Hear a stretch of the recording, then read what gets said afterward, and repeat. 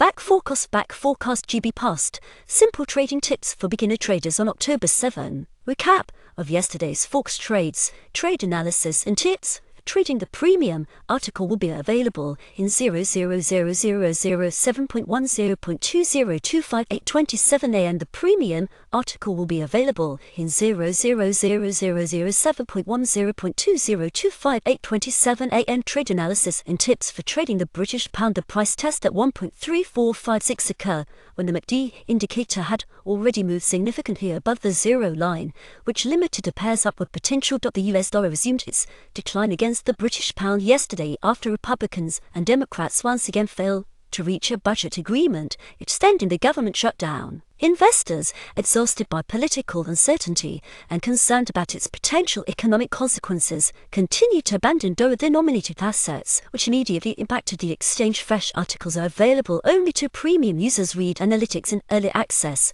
getting information first. Get